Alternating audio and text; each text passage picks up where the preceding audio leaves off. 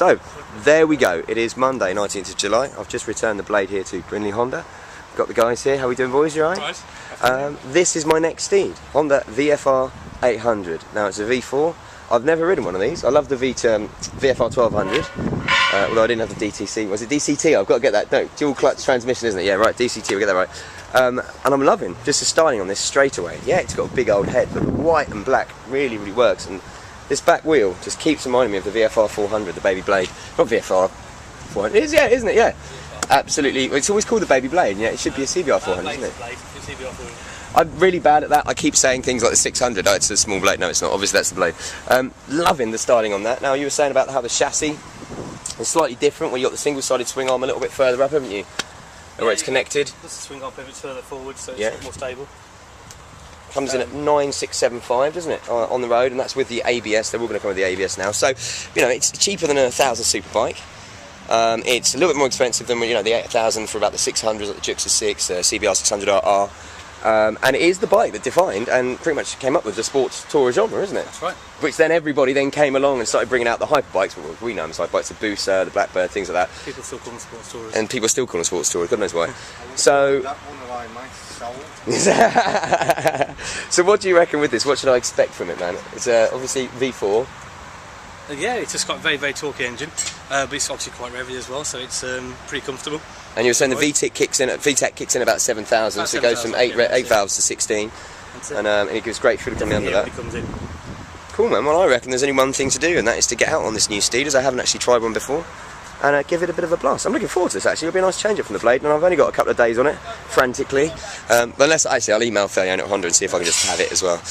Right, so I'm going to crack on this back to the mighty Birmingham. Lee, always a pleasure, sir. It really has been today. I've shaken the good handshake there. It's just lovely to come and see you, and I will do it more often, and let's go. Right then, like an idiot, I forgot once more to do the exhaust test, so let's just show you around the bike quickly. You turn it on. You can see there you've got adjustable water temperature, air temperature, you've got your speedo, you've got your odo in the middle, rev counter, you've got miles up there again with trip and everything else, and a fuel tank which shows nicely full. Here, standard indicators, passing, and your hazard lights. It's an interesting hazard light. No, I quite like that. But what you want to hear is me starting it up, so let's do that. It's obviously a very different sound being a V4, but it's a nice one, so I'm heading out.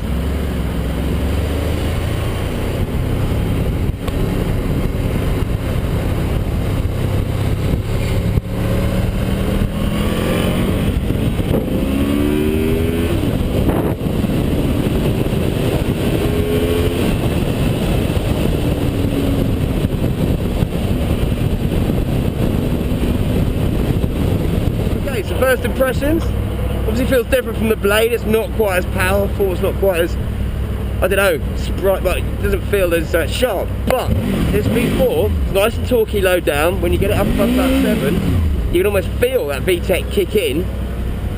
Hey, it's nice handling, very comfy.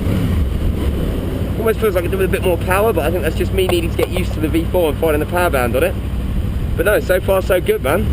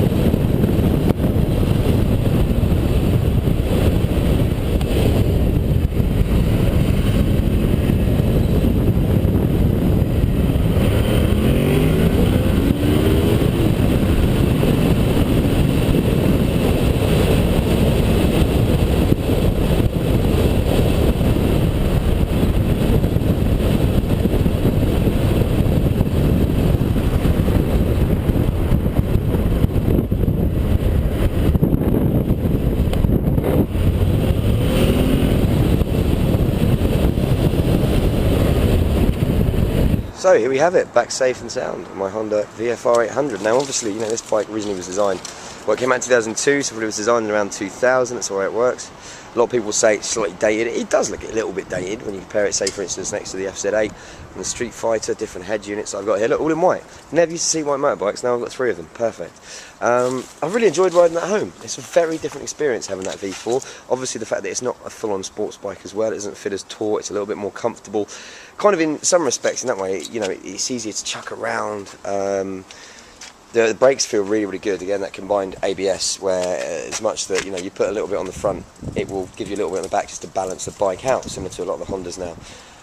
What can I say about it? Well, gears, nice to use. That V4 engine gives you a little bit of that kind of barky growl. You can really feel when that VTEC kicks in, you know. You'll be doing about 6,500 and suddenly it'll be like, almost like a clunk, but it just kicks in. It's like you've almost kind of like changed up a gear, or someone's hitting it with a hammer, and it really takes off. It felt very easy, like I was in trouble on the motorway, as you'll see on the helmet cam. Felt very easy to kind of chuck around and filter through traffic. And I suppose you get on this, it's almost like you're just switching things down a little bit from, say, like the Blade or a superbike, where you're feeling like, well, I'm on the edge, I want to really race this. You can actually kind of relax a little bit more in riding bikes like this. It's made a nice early impression, I'm not going to lie. It didn't kind of jump out at me and kind of grab me by the throat. If anything, it was a little bit manageable, but I do find with these V4s, like the VFR12, you don't actually realise how fast you're going, because it's not screaming. It only red lines at what, 11,350 revs, and because it's not screaming up to like 16,000 before you change, you kind of, and it's a lumpier sound. So V4, you do sometimes think, oh, I'm not going that fast, and you look down, it's like, oh, I am going fast. I really like the white and black paint scheme on this. I do like that back wheel, it's kind of retro. As I say, styling is quite unique. A lot of people would say dated, but I don't mind it. But yeah, we shall see how this grows on me over the next few days. And these are my 3 steeds, just to remind you. FZ8 I've got for the rest of the week. I'm going to be taking this out a few times actually. Both of them are full tank of gas, which is always nice. The Ducati Street Fighter, I've got to take that back at some point. I've got one more day to do on filming on that. Loving this bike. It makes so much sense over 50 miles an hour, not a lot of sense under it. But yeah, it's a nice all-round bike. You've got your naked, kind of sporty, I suppose, bike here with the FZ8, sporty commuter type thing. You've got your predefined sports tour, as I like to call them, road sports bikes, what I think the VFR is, and then again, naked Street Fighter. So, it's going to be an interesting week. Until next time, my illustrious compadres, I might take one of these out later tonight. Ride safe.